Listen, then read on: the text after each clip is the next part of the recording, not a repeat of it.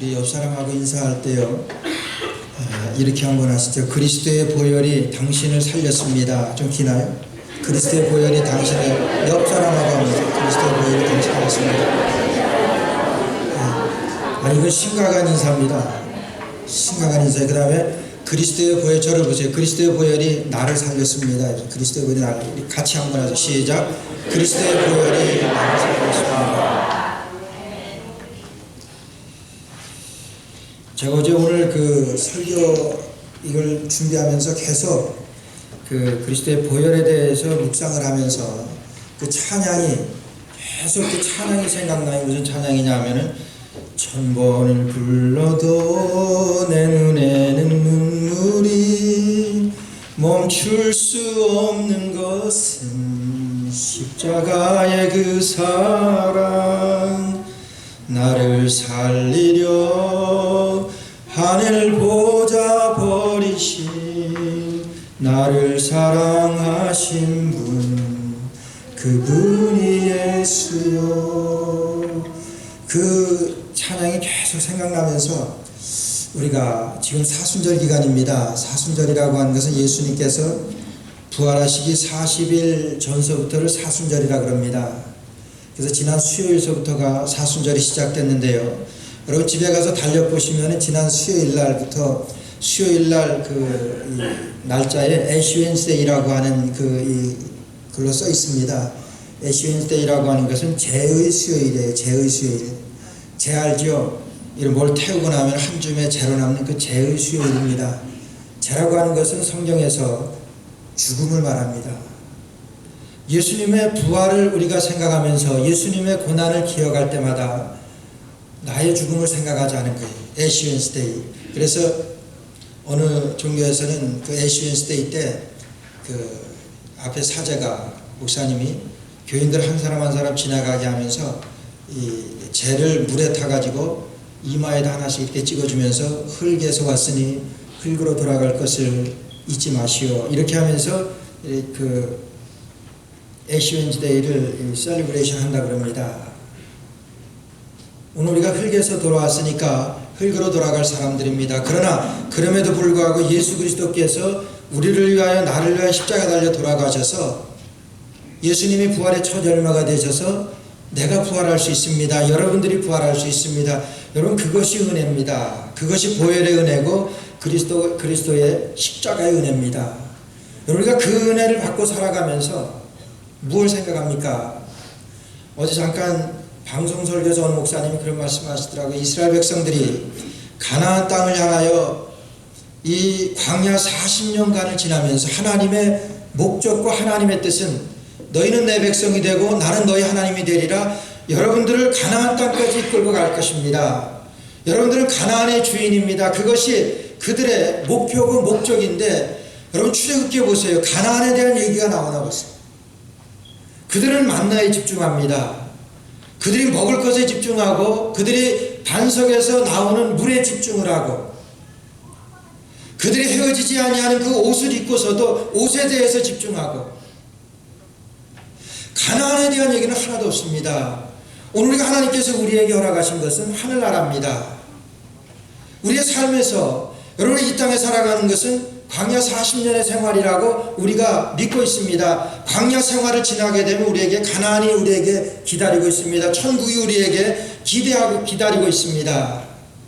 오늘 하나님께서는 우리에게 천국에 대해서 말하라고 말씀하시면서 천국에 대해서 소개하라고 말씀하시고 천국에 대해서 노래하라고 말씀하시는데 여러분의 삶에서 천국에 대한 얘기가 천국에 대한 그런 생각이 얼마나 되냐 하는 것. 우리가 천국을 생각할 때 첫 번째로 생각해야 되는 것이 그리스도의 부활입니다. 예수님이 부활의 첫 열매가 되어서 나도 부활합니다. 나도 천국에 갈 수 있습니다. 여러분도 천국에 갈 수 있습니다. 이것이 그리스도의 보혈의 은혜입니다. 보혈의 은혜로 우리가 주님 앞에 가게 됩니다. 예수님이 부활의 첫 열매가 되시기 전에 40일간의 이 고난받은 것을 우리가 기념하면서 예수님의 고난에 내가 동참하고 여러분들이 고난에 동참. 그리스도의 고난을 생각하니까 우리가 1000번을 불러도 내 눈의 눈물이 멈출 수 없는 것이 그 십자가의 사랑입니다. 여러분 이런 것들이 그리스도를 생각할 때마다 멈출 수 없는 눈물, 그리스도의 보혈을 말할 때마다 이런 멈출 수 없는 우리의 눈물이 끊어진 것이 언제부터야 하는가.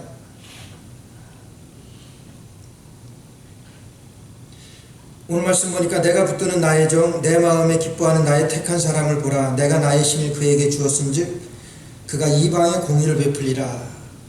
우리가 첫 말씀에서 예수 그리스도에 대해서 말씀하시는 것인지 감이 옵니다.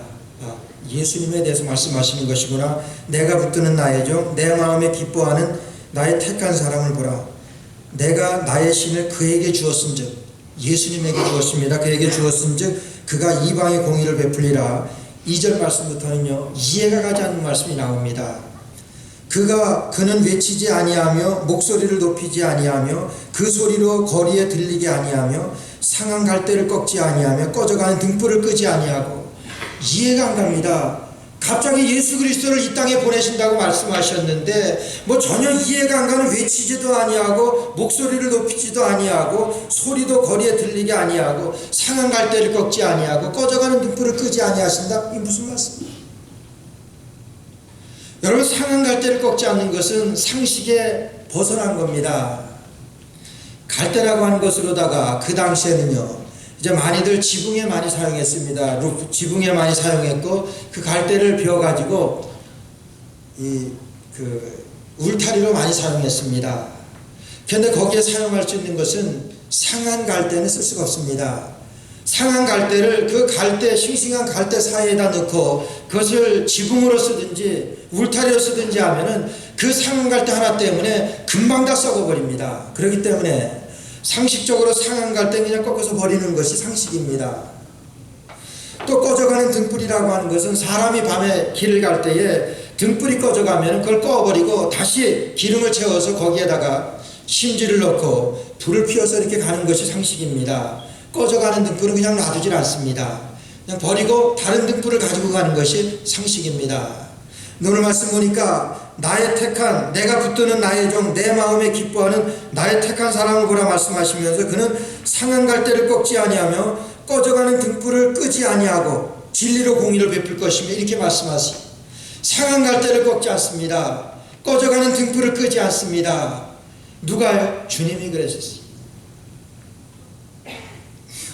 그럼 브라질의 어느 한 시골에서 그렇게 크게 어려움 없이 이제 행복하게 살았던 한 가정이 있습니다. 어머니와 이제 아버지, 그 다음에 한 딸이 있었는데, 딸이 어려서요. 그런 대로 살아가는데 그 아버지가 어느 날 이 중병에 걸립니다. 중병에 걸려서 그 아버지를 살리기 위해서 그동안 그래도 조금이라도 모아놨던 것을 다 허비하게 됩니다. 그럼에도 불구하고 그 아버지는 돌아가셨어요. 그 어머니가 딸 하나를 데리고 그 딸아이를 키우며 사십니다. 그 딸아이는 이름은 크리스티나고 그 어머니 이름은 마리아예요. 그 사랑하는 딸 크리스티나를 위해서 어머니는 열심히 일해서 딸을 잘 이렇게 교육시키면서 이렇게 자라가요. 그러면서 늘 하는 얘기가 나쁜 친구 사귀지 말아라. 엄마가 다 같은 마음이지. 그 아이가 어머니 말을 잘 들어서 이제 점점 성장해 갑니다. 티네이저가 되었을 때 어머니는 계속해서 그 딸에게 나쁜 친구 사귀지 말고 그렇게 엄마로서 그런 얘기를 해요. 근데 어느 날 그 딸아이가 이제 친구들하고 사귀고 어울리다가 이 시골에서만 있는 거 그러니까 이제 친구들이랑 같이 도시에 한번 나가봤어요. 나가니까 재밌거든요. 그것이 버릇이 돼가지고 자꾸 나갑니다. 엄마는 너 나가지 말아라. 그 도시가 그렇게 쉬운 곳이 아니다. 그러는데도 불구하고 자꾸 나가요. 그러다가 이제 외박까지 하게 됩니다. 딸둔 부모, 딸둔 엄마로서 너무나 마음이 아픕니다. 그래서 또 계속해서 그렇게 얘기를 하는데도 불구하고 어느 날 어머니가 일하고 돌아왔는데 딸이 가출을 했습니다. 어머니는 딸 하나를 키우기 위해서 정말 열심히 일하면서 사는데 그 딸아이가 가출을 했습니다. 간 것은 뻔하지. 그 동네에서 브라질에서 제일 큰 리오데자네이로라고 하는, 리오라고 그러지. 그 도시로다가 간 거 친구들이 이렇게 수소문해 보니까 친구들이랑 갔습니다. 어머니가 일할 힘이 납니까? 일을 접었습니다. 그러고 있는 거 다 털어가지고 딸 찾으러 나섭니다. 딸 찾으러 나서면서 주위에서 자기 사진을 크게 확대를 해가지고 많이 그 사진을 가지고 그 사진을 안고 딸을 찾으러 리오로 갑니다. 갈 만한 곳을 다 뒤집니다. 유흥가 다니면서 그 어머니는 딸을 찾아서 그곳 샅샅이 뒤지지만은 힘듭니다. 못 찾겠으니까 이제 가지고 온 사진을 이제 붙이고 다닙니다. 갈 만한 곳에 다 붙이고, 그리고 그런 그 우범지대 그런데 뭐 사진 붙은 것들 많이 있잖아요. 원티드 그러면서 이렇게 붙어있는 현상금 걸어놓고 이렇게 붙는 그 사진 옆에도 붙이고, 그냥 할 수만 있는 대로 갔을 만한 곳을 생각하면서 그 사진을 다 붙입니다. 그리고서 찾지만은 못 찾습니다. 그러는 동안에 돈이 다 떨어져 가지고 다시 어머니가 자기 고향으로 그냥 힘든 발걸음을 해서 고향으로 왔습니다. 그리고 나서 얼마 후에 그 딸이 밤새도록 못된 짓을 하고 아침에 그냥 비척대면서 걸길을 나오다가 벽보에 붙어있는 눈에 확 들어오는 사진 하나가 보니까 많이 보던 사진인데 쥐김에 보니까 어머니 사진이에요. 창피해서 얼른 확 뜯어버렸습니다. 거기에는 그런 현상금 사진들 붙고 그러는데 자기 어머니 사진이 나란히 붙어있어요. 확 그냥 뜯어버렸습니다. 근데 그 뒤에 뭐라고 써있냐면은 내가 무엇을 했든지 지금 어떤 형편에 있든지 상관 말고 돌아와라. 그 한 줄만 딱 써있어요.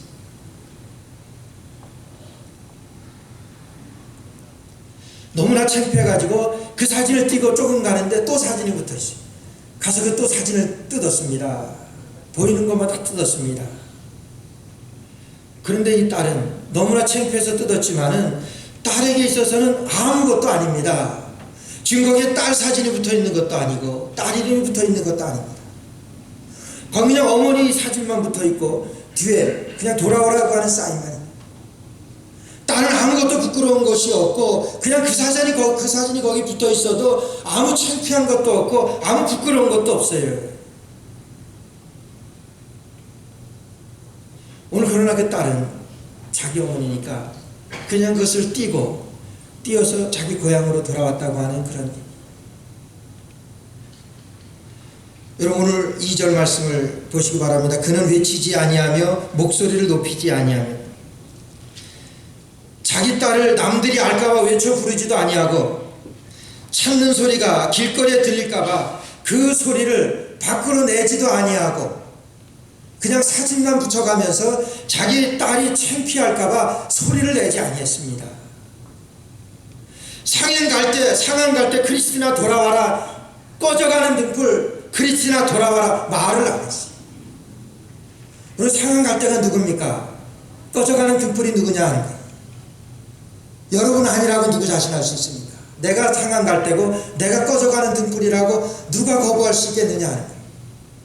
오늘 그런 가운데서도 그 딸이 창피를 당할까봐 남들이 알까봐 그 찾는 소리가 그 딸을 부르는 그 소리가 거리에 들릴까봐 그는 외치지 아니하며 목소리를 높이지 아니하며 그 소리로 거리에 들리게 아니하며 그렇게 말씀하세요. 오늘 예수님께서 우리를 부르실 때 그럽니다. 여러분 예수님께서 십자가 달려 돌아가셨습니다. 그 십자가에서 우리를 부르실 때 여러분 내 이름 부르셨어요? 여러분 이름 부르셨습니까? 사람들이 알까봐 아무 말씀 안 하시고 그는 도수장으로 끌려가는 어린 양과 같이 털 깎는 자 앞에서 잠잠한 양과 같이 아무 말도 하지 않고 십자가에 달려 돌아가셨습니다. 누구를 위해서입니까? 여러분 상한 갈 때를 위해서고 꺼져가는 등불을 위해서 그랬다고 하는 거예요.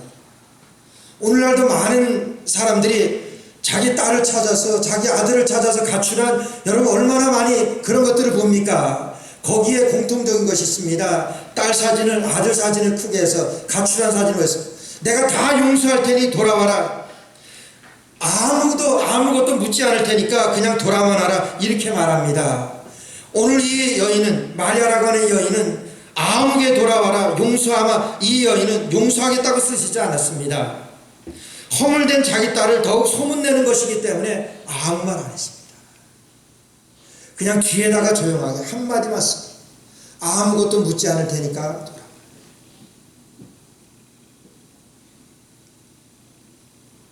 이것이 예수님의 사랑입니다. 이것이 예수님이 십자가에 달려서 돌아가시면서 우리를 구원하신 그 구원의 은혜라고 하는 거예요. 오래전에 그 TV 보신 분이 있을지 모르겠어요. 월남에서 엄마들이 애를 하나씩 데리고 와가지고 텔레비에 등장합니다.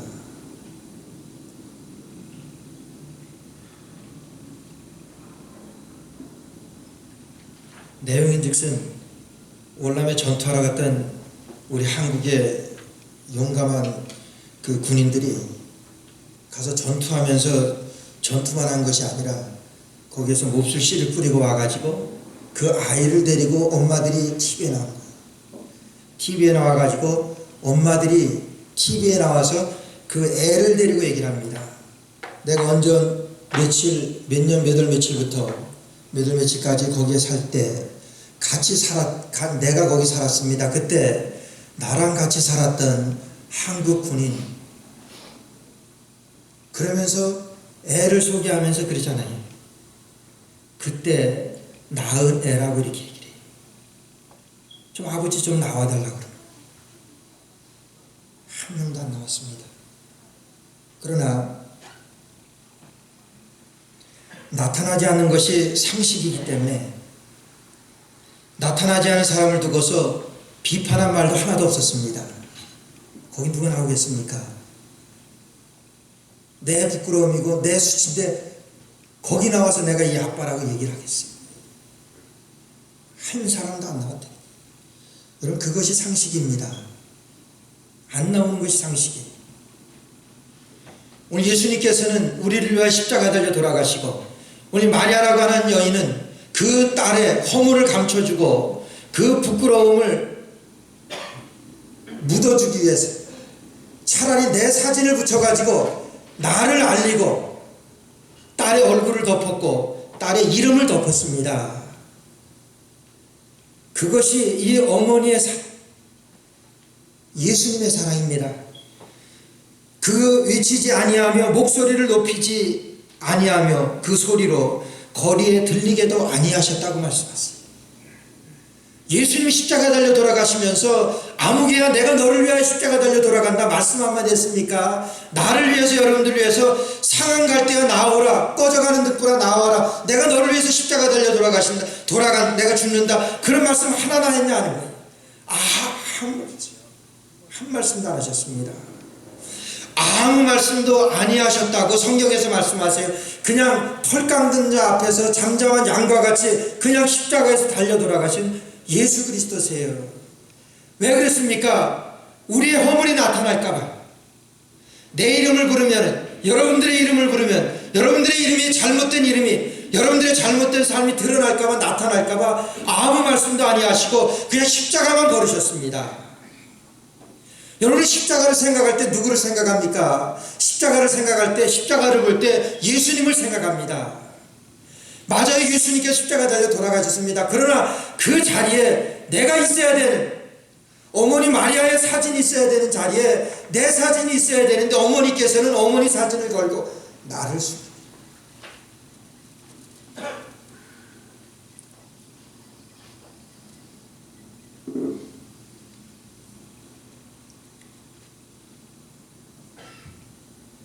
나를 숨기고 어머니가 대신 다 당하는 거예요.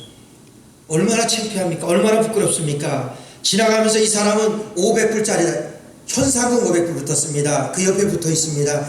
이 여자, 저 여자 무슨 죄를 져서 그랬나? 한 번씩 그렇게 쳐다보면서 얼마나 부끄러운 일이에요. 부끄러움 개의치 않습니다. 크리스티나만 돌아온다고 하면, 딸만 돌아온다고 하면은 아무것도 묻지도 않았고 그 딸의 이름도 내지도 않았고, 딸의 사진을 조그맣게 이런 사람 본 사람 있으면 나에게 말씀해 주세요. 그 말씀한 적도 없어요. 그냥 자기 사진만을 내걸고, 어머니 사진만을 내걸고 딸을 대신해서 그 모든 수욕과 그 모든 창피를 한 몸에 당한 그 마리아의 모습.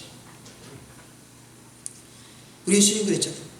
우리 십자가를 생각할 때 저게 내가 있어야 되는데 예수님이 그곳에 계시는구나. 여러분 생각해 보셨어요?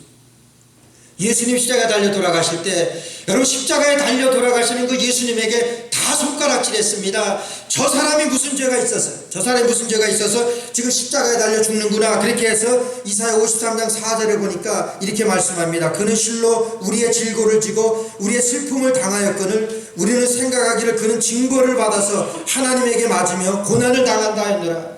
저 사람이 무슨 죄를 지었기 때문에 하나님 앞에 지금 맞고 있구나, 이렇게 여긴다고 그랬어요. 그때 그랬잖아요. 내가 누구를 놓아줄까 그럴 때 반항합니다 그러면서 예수를 십자가에 달아야 됩니다, 그렇게들 말합니다. 예수를 십자가에 달아야 됩니다. 그 말이 뭐예요? 예수님에게 손가락질하면서 저 사람은 지금 하나님에게 맞아야 됩니다, 그 말입니다. 예수님이 하나님 앞에 맞을 것이 뭐 있습니까? 그럼 내가 그 자리에 앉아서 내가 그 자리에서 맞아야 되고 내가 그 자리에서 찢겨야 되는, 내가 상한 갈 때고 내가 꺼져가는 등불 아닙니까? 거기에 크리스티나 사진이 붙어야지 왜 어머니의 사진이 붙습니까? 그 딸을 사랑해서 조금이라도 그 딸이 창피를 당할까봐 그 딸 대신에 차라리 내가 있지, 그 어머니의 심정이, 우리 주님의 심정이라고 하는 거예요. 그는 외치지 아니하며 목소리를 높이지 아니하며 그 소리로 거리에 들리게도 아니하며 그렇게 말씀합니다. 내가 대신하겠다고 하는 거예요. 대신하면서도 우리의 체면을 생각해서, 여러분들의 체면을 생각해서 여러분들의 사진을 걸지 아니하고, 내 사진을 걸지 아니하고 어머니 사진을 걸고, 우리가 그 사랑을 받고 있습니다. 그 은혜로 우리가 구원을 받았습니다. 여러분, 우리 가는 곳마다 십자가가 있습니다. 우리가 서는 곳마다 우리가 십자가가 있습니다. 여러분, 그러나 십자가가 세워질 때마다, 십자가는 세워질수록 우리 주님은 부끄러움입니다. 아세요? 십자가가 세워지면 세워질수록 그것은 우리 주님의 부끄러움입니다. 내가 거기에 달리면 달려야지 왜 주님이 거기에 달려?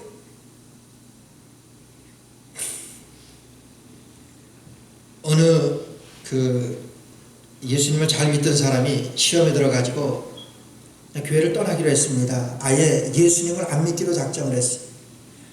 예수님을 잘 믿었습니다. 그런데 그러고 나서 가는 곳마다 십자가가 있어요. 짜증이 납니다. 저거 좀 보지 않았으면 좋겠는데 가는 곳마다 십자가가 걸려 있어요.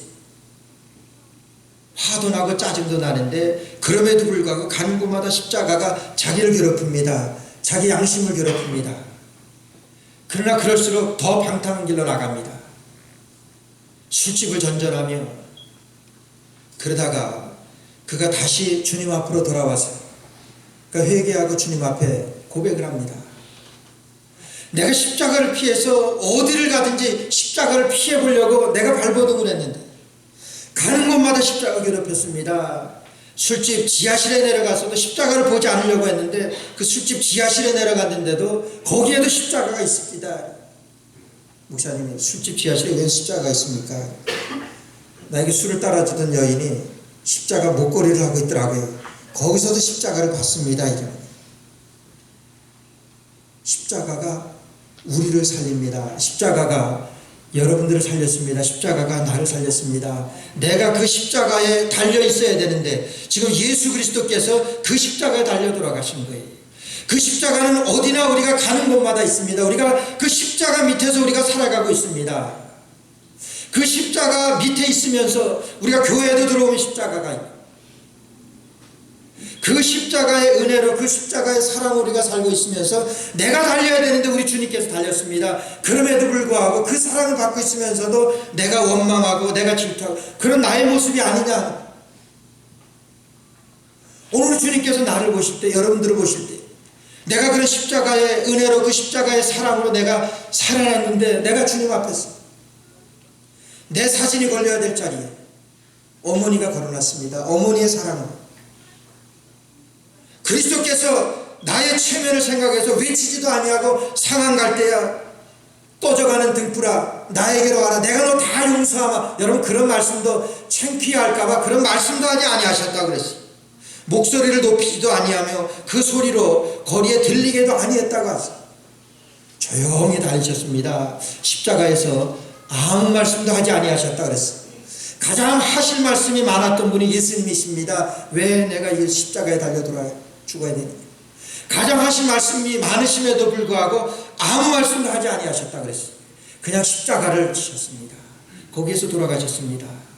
오늘 돌아가시면서 우리에게는 여러분 그리스도의 남은 구원을 허락하셨습니다.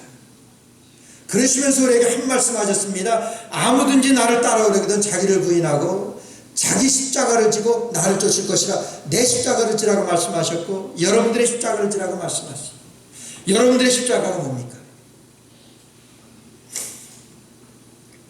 지난 목요일날 중앙일보 신문에서 제가 참 감동적인 걸 하나 읽었습니다. 한국의 한 판사가 그 소년들을 이렇게 그 재판을 해서 감옥에 보내는데 아주 흉악범들이 강간범, 그 다음에 살인미수 아주 흉악범들인데 그거를 자기가 할 수 없어서 그런 언도를 다 내렸습니다. 20명에게. 그리고 나서는 너무나 괴로워가지고 이것이 우리 시대의 어른들의 책임인데 내 십자가인데 그걸 판사가 생각을 했어요. 그래서 그 판사가 자기가 언도했던 그 소년들을 다 자기가 사인하고 그 애들을 데리고 태국으로 갔습니다. 태국에 선교지로 가가지고 20일 동안인가요? 보름 동안을 거기에서 그 아이들을 풀어놓고 같이 그곳에서 아이들이랑 지내겠어요. 그 지나고 오기 바로 전날 그 판사가 아이들을 모아놓고 아이들하고 시연합니다. 그 아이들이 한결같이 통곡을 하면서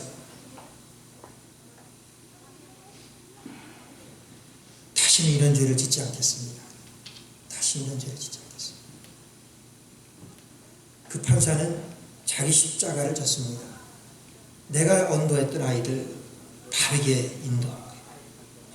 다시는 내가 이런 죄를 짓지 않겠습니다. 그러고 그 20일 동안 같이 지냈던 그 아이들과 부둥켜 안고 눈물의 이별을 하고 돌아왔다고 하는 그 기사를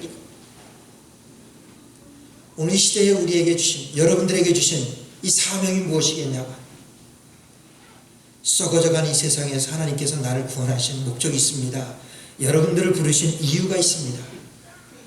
그리스도의 남은 구원을 위해서 나를 따르려거든 자기를 부인하고. 여러분 판사가 무엇이 부족해서 그 어려운 오지에 가서 아이들을 데리고 그 고생하고 옵니까? 자기를 부인했습니다.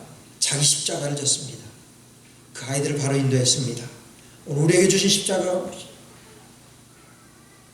내가 부끄러워할까봐 나 대신에 십자가에 달려 돌아가시고 십자가만 우리에게 주신 그 하나님의 은혜를 생각하면서 십자가의 보혈이 나를 살렸습니다. 십자가의 보혈이 여러분들을 살렸습니다. 이제 남은 구원을 위해서 나에게 주신 십자가를 묵상하며 십자가를 지는 저 여러분 될 수 있기를 주의 이름으로 축원합니다. 기도드리겠습니다.